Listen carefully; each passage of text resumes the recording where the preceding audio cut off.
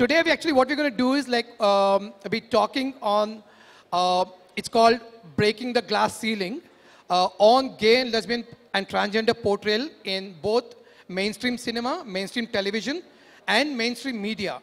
So how do filmmakers, actors, writers, and critics tackle subjects of LGBT issues within different media formats? Is it improved? Has it gone ahead? Are we breaking the stereotypes? So that is one of the things we are looking at. This particular panel is sponsored by Nomura, who has been very kind to help us with funding support to run the film festival. They're the associate partners with KASHISH. So a big hand for Nomura, please. Thank you, Kirk, and thank you so much coming here. And I'm going to actually not speak much. I'm going to hand over the mic to Mr. Rajiv Masan, who is a very, very well-known critic. Question I want to start with is there homophobia that exists in the mainstream, or is it perhaps what you don't know you're scared of, and hence there is either an ignorance or a complete disregard for any sensitivity? Why do you think we're so disrespectful, insensitive towards queer characters? The queer characters often tend to be just the comic relief in Hindi films. You know, as filmmakers, as playwrights, as actors, where do you think the problem lies, really? Yeah. Rajiv, I would think that film is, in that sense, a reflection of what goes on in society. And there is homophobia, and it is, most people are homophobic because they really do not understand queer people. They do not understand how people can be different.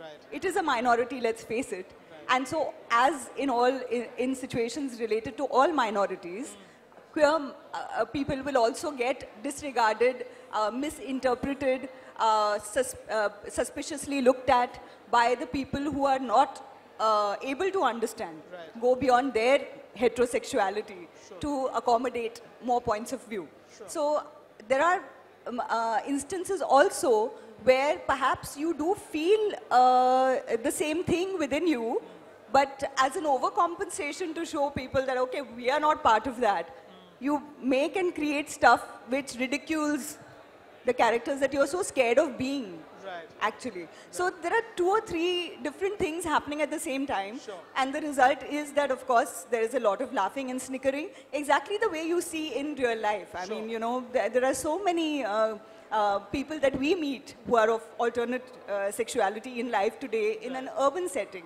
And all the time it is, you know, there is a sort of snickering and giggling, and, you know, there's this attraction and repulsion about it, which comes out in this manner, which is kind of degrading and mean.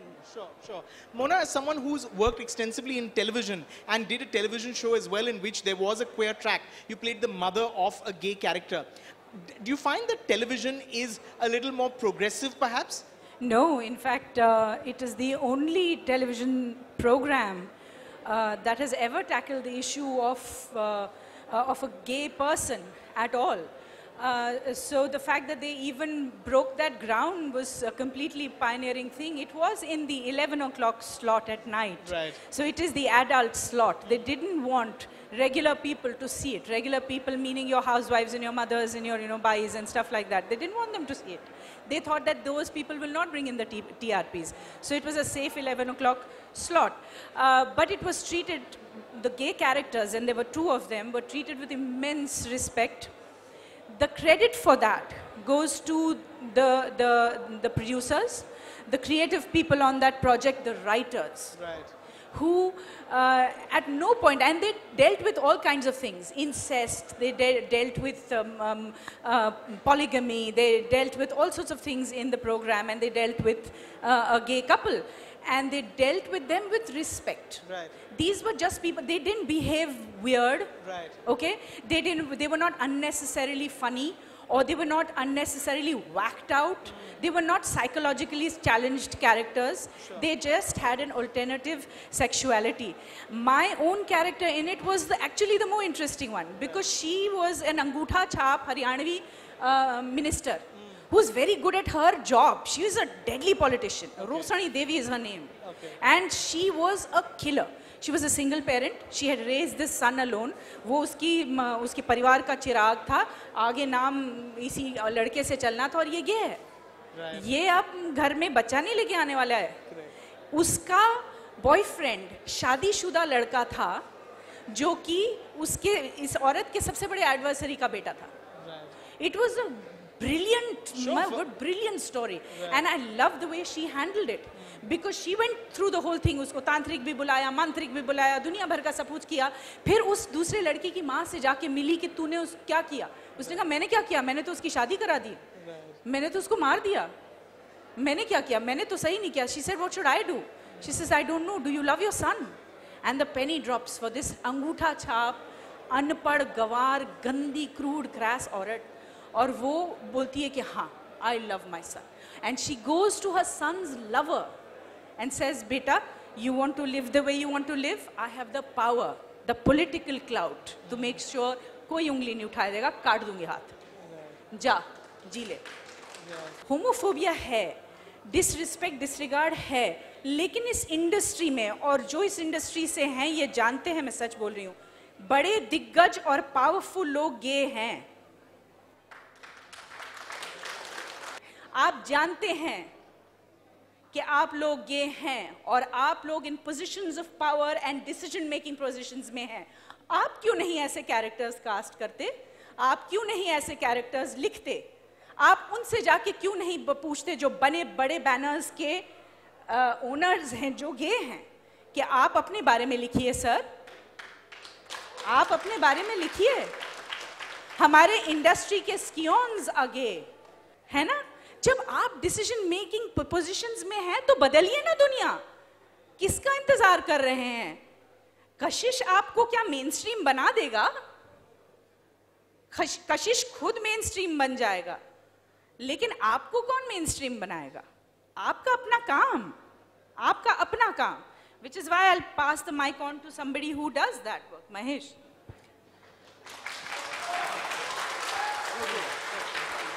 Mahesh, my original question to you was meant to be, does theatre allow more freedom then to portray queer characters without this commercial, you know, often the fear or the excuse that Bollywood hides behind is that it's not commercial, people won't come, families are uncomfortable, and that's why we don't make LGBT characters or LGBT films.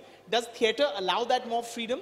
And, you know, another point which we'll come to, maybe, you know, y'all can talk about, it's taking off from what Mona said. You know, why don't more people, perhaps queer people, write more, you know, in influential positions, write or make more films?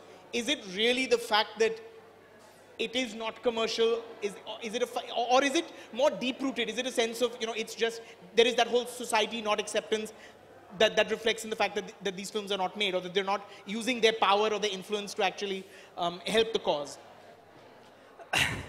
Too many questions. Too many questions, yeah, and I'm just wondering, I'm sifting it in my mind to see what I can answer. First of all, yeah, there are kinds of theatres and there are kinds of films. Right. So maybe it may not be a good idea to just sort of do a film versus theatre kind of thing. But by and large, I think the medium of theatre is expected to offer multiple perspectives, right? On stage, any character who appears on stage has a perspective and has a purpose, and you need to then fathom that perspective as a writer, as a director, as a performer, and even audiences accept these multiple perspectives. The thing is that there is a complicity between the filmmakers and the audiences, the complicity being that whatever value you as an audience believe in, we shall reaffirm that. Right? We are not going to question that, right? We're not going to poke the audience, we're going to stroke the audience. Right. That's what commercial filmmaking, even if there is commercial theatre, it does the same thing. It strokes the audience, it doesn't poke them, right? Now, theatre, to some extent, I wouldn't say to a large extent, I would say offers a kind of space which one could call cutting edge. That is, audiences go to cutting edge theatre to be challenged, to be better informed, or to see a completely different point of view, right? So in that aspect, to answer your question, I think that theatre does have a small space, but a very important space, because theatre mirrors society better than any other artistic medium that I know. And so that space is hugely important. And I think it's very important to see how we can expand that space and see how slowly and definitely it gets absorbed into whatever we call the mainstream or whatever. Having said that, I know I don't want to take up more time, but coming back to your initial question about homophobia, I'm going to stick my neck out a little bit and say that in our society we don't have homophobia. That basically we have a phobia against people who cannot fulfill the duty of procreation. So that is what the phobia is against. So in that sense, single women, women who cannot bear children, they're stigmatized, or even who choose not to bear children, are stigmatized just as a homosexual. But you could be a homosexual and married and bear children, and it doesn't matter who or what you fuck. Kapil, you wrote and acted in a film called Don't Know Why Na Jaane Kyun. For what it's worth, it was I suppose, a mainstream format. It was a film with song and dance. It had a love story. It had a bunch of actually Bollywood actors in it as well. You know, critically, it received mixed responses. But it was a big film for what it's worth. How difficult was it to fund that film, to put that together, to get actors to act in it? And really my question also is, did you approach mainstream commercial actors to be in that film? Because while you did have actors like Zeenat Aman, Helen, Kabir Bedi, did you ever approach or face any resistance from a younger cast to play actually the gay characters? Because those characters were not played by you know, mainstream stars. They were played by newcomers like yourself and your co-star. Yeah, regarding financially, though we were lucky, somehow we were managed to get a financer. But then we had lots of other problems. From casting, the senior actors were fine. As you told, for the younger star cast, actually I wanted known stars. So they were not agreeing. So we went for the other stars, which are not really, really big. So, but they also had some or other reservation. They said, okay, we'll play gay, but kiss nahi karenge. We will not give intimate scene. Ye nahi karenge, wo sab script mein change karo. So we didn't want it to compromise just because of all this. So all that was, so eventually we decided, let's go for a new star cast only. But then once we completed the film, after that to find distributor, it was the biggest problem. And then the kind of things we got, like there was a big morcha down my house from a prominent political party, which they came with all with their jhandas and all that and all, like, you know, around more than 200 people. They said this film cannot be released. And like, we got life-threatening letters, me, my co-star, and the director. And so all these problems were really tough for us. Okay. Parvati, you made a film called Rules, Pyar Ka Superhit Formula, which had a gay track in it. And you also made a film called Straight, in which Vinay Pathak plays the central character, who in a sense is sort of finding out about, really sort of exploring his own sexuality. Basically Vinay was playing a character who is homophobic. Right. So it's a homophobic character who thinks that he's gay. Right. So basically, you know, that whole conflict. But coming back to Rules, for me very clearly Rules was a film which had to be a film about love. And therefore I wanted it to kind of cut, though it has like a main track, I wanted the other tracks to kind of cut across class and sexuality. So, you know, it had to be there. But like I was telling you when we met is, when we went to get it censored, we got a UA just because of the gay track, which now I don't think happens anymore, which I think is great, because Rules was made 9 years ago. So I think that's a huge, so I think, I mean, there are some good things, you know, coming out of it. Straight was, I think A. Straight was A. Yeah, Straight definitely was A. And when we did Straight, I mean, why I was attracted to the project was precisely this contradiction of being completely like this Gujarati NRI, so they're even more, in a sense, regressive than people in India. And then being completely homophobic, a 40-year-old virgin, and then suddenly actually being turned on by a man and how it freaks him out. Right, right. And at the end of the film, of course, we could have gone both ways. Right. You know, we could have made him gay or not. Sure. And did you make him straight for commercial reasons? Actually, no. Okay. Actually, no. But later when I thought about it, because, you know, there's a teacher of mine from Jamia, my ex-teacher, who like writes a lot about LGBT, called Shohini Ghosh.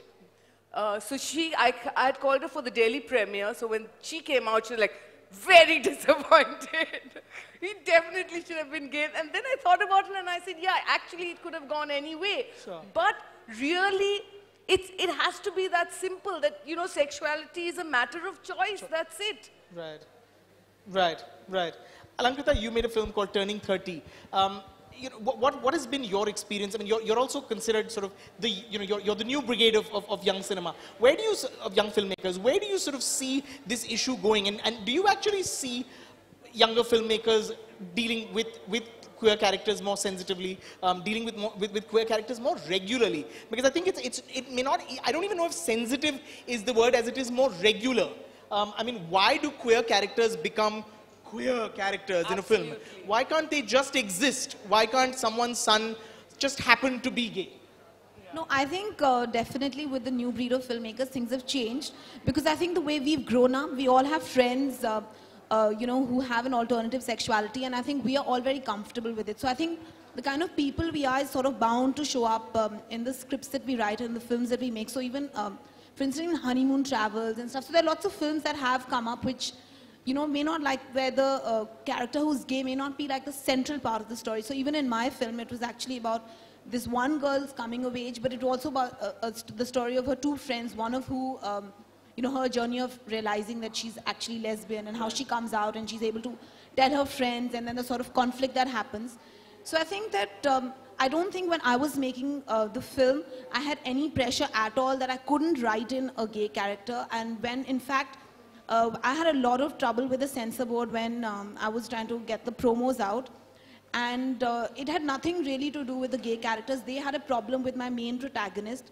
So which is why I agree with your point that actually, you know, the censorship comes when anybody is trying to express themselves in a way that doesn't, you know, conform to the sort of patriarchal structure that this entire system perpetuates. So I think the problem is that the tradition of Hindi cinema is, you know, of having been obsessed with the young heterosexual love story. Right. So anything that is sort of little different, that seems to create a problem. But I feel that the moment there is one sort of film that is commercially successful, right, which has a mainstream sort of gay protagonist, things will change. This is the way I think things are changing for films with female protagonists. Let me ask then, and I would really want your opinions on this. What does a film like Dostana do? Does it help the cause or really take away from the cause? Because that was a mainstream film that, I mean, even if the characters weren't really gay, or at least the protagonists weren't really gay, they for what it's worth, they brought up the issue. It was possibly one of the most mainstream films that addressed at least, absolutely. I mean, should we be thankful for Small Mercies, you know, it at least brought up the issue. So does a film like that help the cause? Is it a film that we're embarrassed of? What is your opinion? No, what I felt about Dostana is that the promise is, what I'd like to see is Dostana 2. Sure. Because that's where the real story begins in terms of the LGBT sort of community. Because in Dostana throughout, they are kind of playing a role. That's right. And so they can be comic and they can, you know, laugh at themselves and they can feel, okay, we are hetero, but you know, we are playing something. So there's a safety in that. Sure. But at the end of the film, they actually have feelings for each other. I mean, that's pretty much it implied. So Dostana 2 might just continue to be their love story, and that's what I'm more interested in, whether mainstream Bollywood can come out with The Promise and make it a full-fledged, comedy. And I'm sure it'll work. I think that we should do something like this so that the audience looks at the characters in terms of the promise that the first one held, and everybody enjoyed that film. So I think it is something that has at least started a discussion. Why do we not have regular gay people? Why is there such a focus on a gay character? Why do filmmakers almost feel sort of important? They're patting themselves on the back when they include a character by drawing attention to a gay character by saying, look, we have a gay character and he's in this film. Why be so inclusive? Why can't a gay character just happen to be in a film and it's not a matter of discussion and his sexuality is not who he is, it's a part of who he is?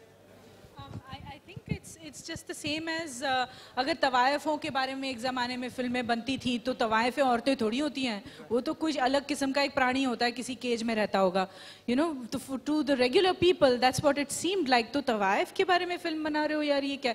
अगर वो खूबसूरत नहीं है और रेखा की तरह नाचती नहीं है तो I'm not interested in seeing them in the cages in Forest Road. Why? Because it brings reality to my doorstep. It makes reality sit next to me and it asks me to look at it. So I don't want to look at it. Why should I look at it? Which is probably the reason why mainstream cinema doesn't portray LGBT characters as a matter of course in their stories. क्योंकि ये फिल्में देखने के लिए ticket जो खरीदने आते हैं, उन्हें ये लोग नहीं देखने हैं. ये presumption है कि नहीं भाई ये तो फॉर्मूला चलता है, ये फॉर्मूला मैं क्यों तोड़ूं? इस फॉर्मूला में हीरोइन नाचती है, अब हिजड़ा नाचेगा तो उतना ही ऑडियंस आएगी थिएटर में, इसकी क्या गारंटी है? There is no guarantee of that. So the guy who is looking for a distributor और who is looking to sell a film is looking also at his cash register.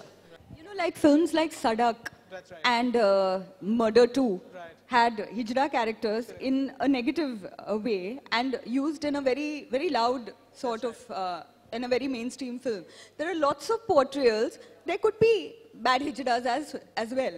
But what we've not seen is a balance in the portrayal of hijras. So therefore, people are left with the feeling that, oh my God, hijras are somebody we should fear. Correct. Okay, there are very few films in the mainstream who will portray a whole range of people. Like there are good people and bad people, there will be bad hijras and good hijras, and there will be bad lesbians and there will be good lesbians, right? So unless you show the whole range. And secondly, in all these years, millions of years that women have been around, women are still not, there are there is no distributor who will really come out and, have a woman-centric film also in the mainstream. So leave alone the minorities which are visible now, like are coming in now. First of all, I believe that the first thing that we need to do off in our diction in every sphere is using the word alternate sexuality, okay? Because it's not an alternate, So it's not that being straight and making kids is the sexuality and everything else is alternate, So that's number one. Secondly, cinema is all about perception. I personally believe that it's about perception. And Dostana or My Brother Nikhil, or I Am, I Am Abhimanyu was based on me. Any of these films for that matter, there can be two views about the same thing. And we have to, cinema is a medium of criticism and we need to allow that criticism as well. What I personally believe is that there is a need. Now when we speak about revolution in cinema, the onus cannot lie with one person. Actors need to take challenging roles. Actors need to shed their inhibitions. Directors need to take up issues. Directors need to stop making films about 20-year-olds now. Yeah. Please, yaar. Absolutely. They're the rest of us also. And casting 40-year-old actors in those roles. And we have great experience to bring to your roles. Believe me. And who wouldn't want Renuka Shane to be dancing Devar ki barat leke to actually, where a Devar is actually a bar, a ladka and ladka, like say probably Salman and Ranbir getting married to each other and Devar ki barat leke.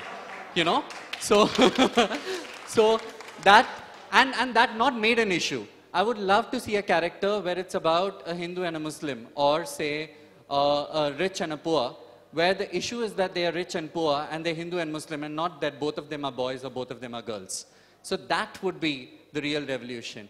You know, speaking about the censorship per se, I had a film, Amen, which was stuck in the censors for quite some time. And the receipt that we had got, now of course we had someone else review it, and there has been a progressive change to it. But previously, when we got the censor certificate, it simply said, boy, lovemaking, delete. So the whole idea of, they didn't even call the characters men. You know, so it actually starts over there. People don't even have the right lingo. They don't even have the right words to use. So, but you know, I'll tell you this. Even boy-girl love-making scene, delete. Basically, Absolutely. moral policing is about deletion of anything that makes people uncomfortable. and it's not about the context. So what we did at that time was, we made a video of all lovemaking scenes, right from Dimple Kapadia's breasts being shown in Sagar, to Dayavan Madhuri and Vinod Khanna's kissing scene. We made a scene of all of that and we showed it to the censors. Bola, ye tumne approve kiya, to isme kya galat hai? You know, so that's what's more important. That the whole thing, first of all, there is a need to educate people, and everyone has to get educated. No, I'll tell you, I did a television show for a very general entertainment channel. Generally, general entertainment channels are pretty much like mainstream Bollywood. So we had a show called Yala Jeevan Aise Naam on Zee Marathi, which dealt with a lot of various success stories of people who had faced a lot of struggle in life. That was the bottom line. And we had a show which dealt with a person who was gay. And we interviewed him through the show and showed the people the life of a gay person, the compromises he had to make, all his struggle basically. And we introduced a lot of other gays also on that show who were his friends. And it was a 9:30 main reality show slot where people generally, you know, see dance shows and realities about people in a space for 52 days together and stuff like that that goes on. So it was a show which started, and this was the second episode. And the reactions that I got after that show were, I mean, I was really happy that the general entertainment channel supported a show like this at a mainstream slot, because that's unheard of. Not bothering about what people will say, what political parties would say about us interviewing a gay person like a normal human being, you know. And a lot of responses that I got from gay people who hadn't come out with their parents was very positive, because they felt that because I was handling the show and I was the typical Indian bahu everybody would like in their house, basically because of Hum Aapke Hain Kaun, not my doing, they could come out to their parents. Their parents were accepting of it because they saw me accepting him completely on the show. And a lot of other people who didn't have gays in their families, who didn't have to you know, deal with children who were gay, asked me whether I had such feelings. Was I lesbian in any way? Yeah, and also that there were surprisingly a lot of people who lauded the fact that this came out in a sensitive manner, because, you know, for us, basically we can, you know, castigate people when you look at them as a group which has no identity. When you're meeting people and getting to know them as human beings, that is the time when other people get interested, because people are interested in people. People are interested in their individual stories. And the more we get to know people who are gay, who are lesbians, who are bisexuals, who are transgenders, the more comfortable we will be as a society with it. And we are, I think, quite, you know, able to handle a lot of things which even the advanced West hasn't been able to do. So I think that, you know, slowly and steadily this has increased, visibility has increased, normalizing the process will take time, but I think that we are on the right track. Well, unfortunately, we don't have more time for this conversation. This is a theme, of course, that there is no final word on. There can never be there can never be closing statements as such. There's no solution to this. But hopefully, like really Renuka said, things are changing. Perhaps also with the decriminalization of homosexuality, there will be change. There will be more people who, at least filmmakers and writers who weren't doing it who weren't sort of delving with these themes for those reasons, will perhaps come out and address these themes. So thank you very much for being a very wonderful audience. Thank you also for being very wonderful panelists.